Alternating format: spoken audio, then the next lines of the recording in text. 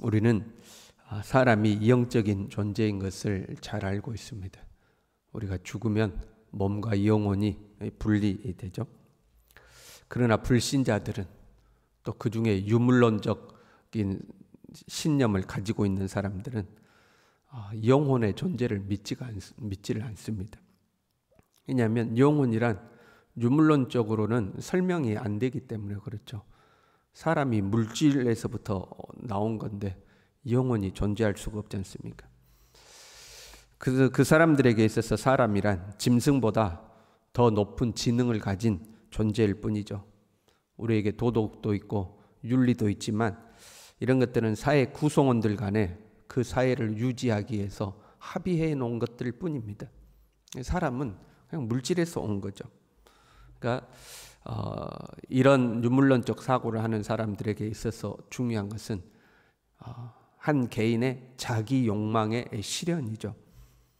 죽으면 끝나는 인생이니까 죽으면 이제 끝나는 거잖아요.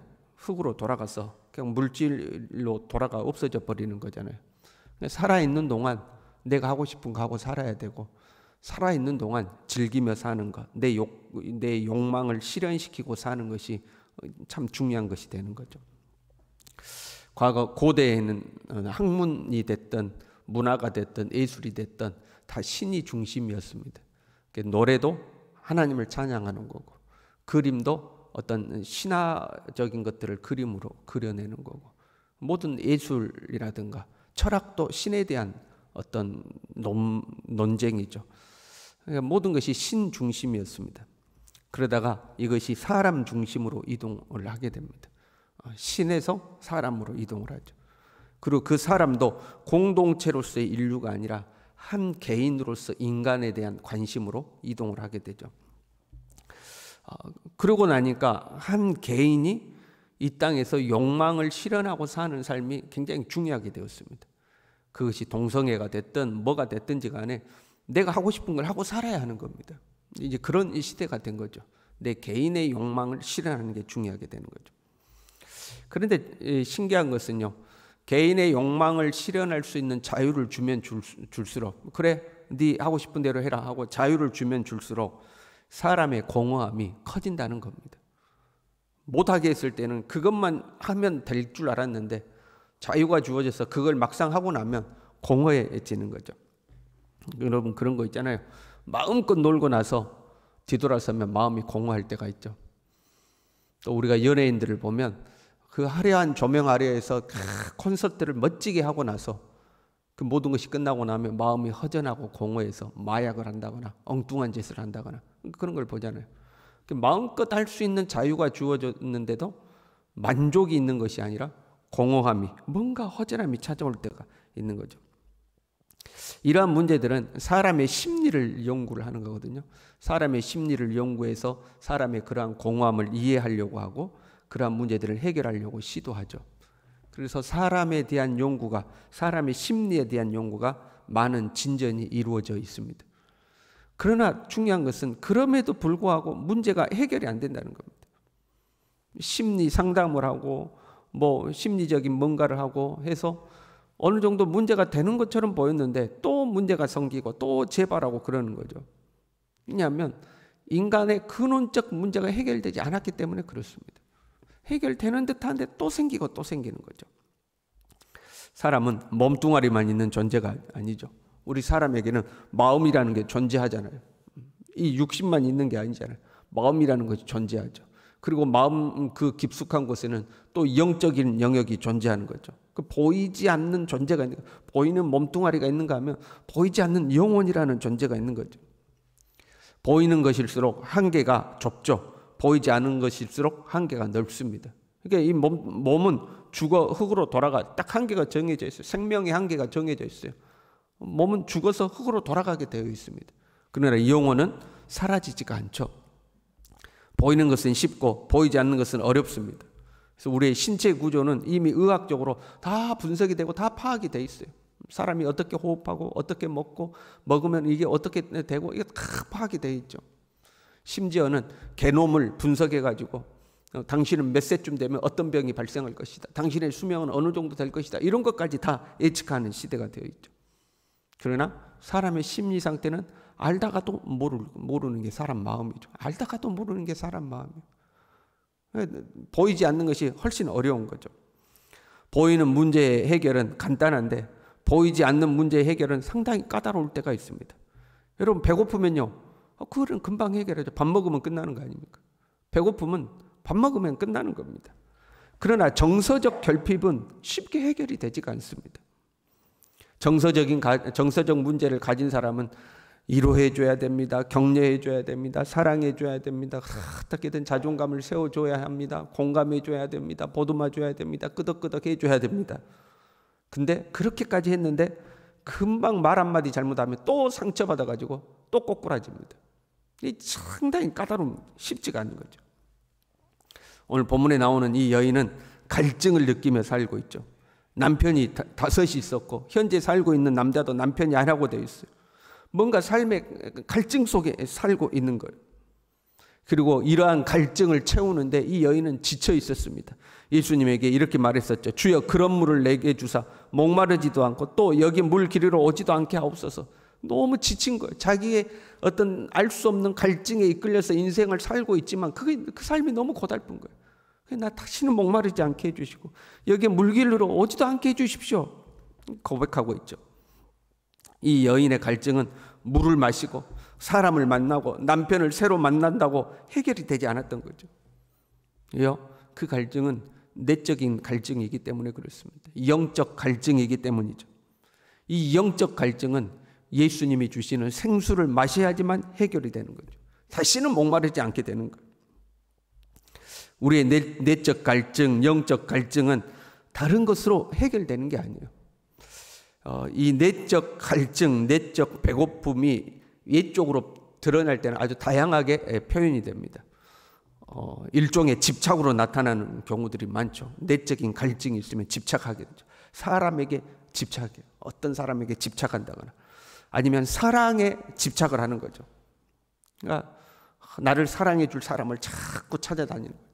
아니면 더 사랑해 달라고 하거나 이것이 왜곡되면 의부증이 되고 의처증이 되기도 하죠. 어떤 사람은 물건에 집착해요. 그래서 새로 바꾸고 또 바꾸고 또 바꾸고 얼마 전에 샀는데 그거 버리고 또 새로운 걸로 바꾸고 또 새로운 거 사고 또 새로운 거 사고 그래도 만족이 없는 거죠. 작은 말과 서운함에도 견디지 못하고 끊임없이 인정받고 싶고 끊임없이 존중받고 싶고 그러니까 그 내적 갈증이 해결되지 않으면 외적으로 막 그런 것들로 나타나는 거예요. 이러한 것들은 좀처럼 해결이 되지 않는 경우가 많습니다. 어떤 사람은 남들이 부러워할 만한 많은 것을 이뤘음에도 불구하고 만족하지 못하고 더 예민해지는 사람도 있죠. 부유해질수록 높아질수록 더 많은 것을 소유할수록 더 예민해져. 내가 누군 줄 알아? 그런 거죠.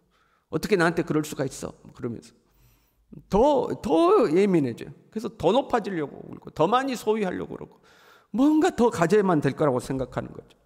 평생 허전함 속에 살다가 또 평생 집착하고 살다가 어떤 사람은 그것이 내적 갈증이라는 것은 내적 배고픔이라는 것을 깨닫지도 모르고 살다가 그렇게 인생이 끝나버리기도 하는 거죠. 예수님이 이렇게 말씀하시죠. 내가 주는 물을 마시는 자는 영원히 목마르지 아니하리니 내가 주는 물은 그 속에서 영생하도록 솟아나는 샘물이 되리라. 예수님을 만나면 예수님을 진짜로 만나면 그 목마름은 해결이 되는 거예요. 그런데 그게 외부의 것으로 채워져서 해결되는 게 아니라 그 속에서 솟아난다고 그랬어요. 내 속에서 솟아나는 거예요. 절대 외적인 것으로 나의 목마름을 채우지를 못한다는 거예요. 돈을 아무리 벌어도 채워지지가 않아요.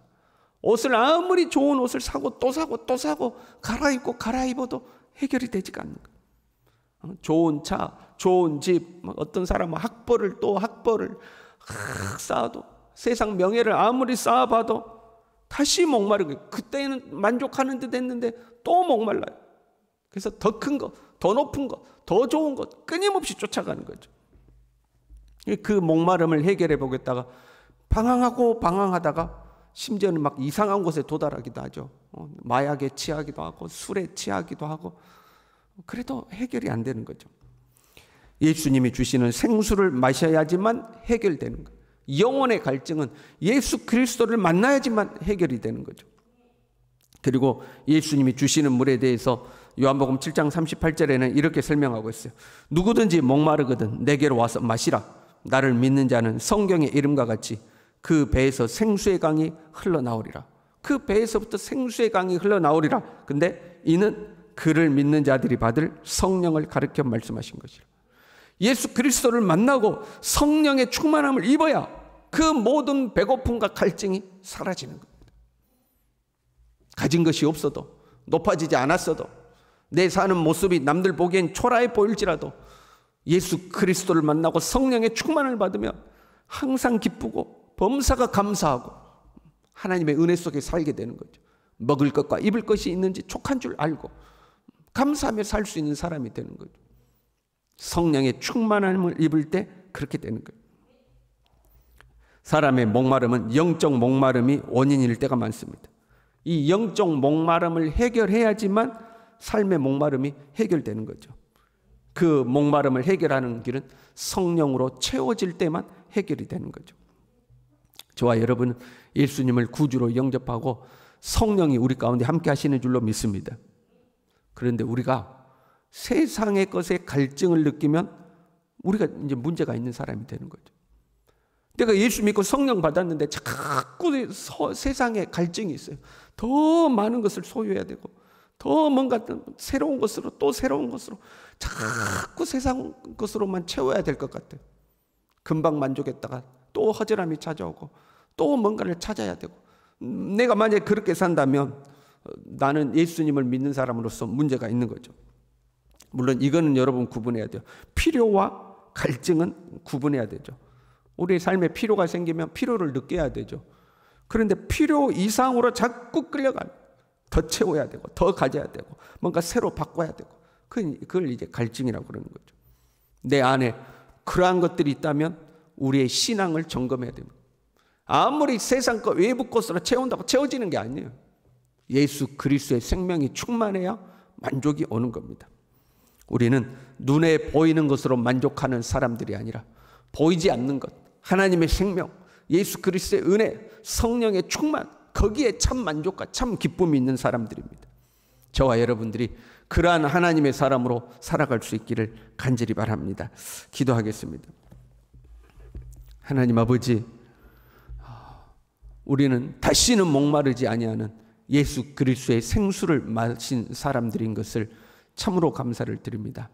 하나님, 내 안에 성령이 계심에도 불구하고 내가 세상 것에 목마름을 느낀다면 십자가 앞에 나와 무릎을 꿇게 도와주시고 주님의 은혜와 생명으로 내 심령을 다시 채울 수 있도록 도와주셔서 오직 성령으로 만족하고 기뻐하고 감사하며 살아가는 하나님의 사람들이 될 수 있도록 우리 모두를 붙들어 주시옵소서. 예수님의 이름으로 기도 올리옵나이다. 아멘.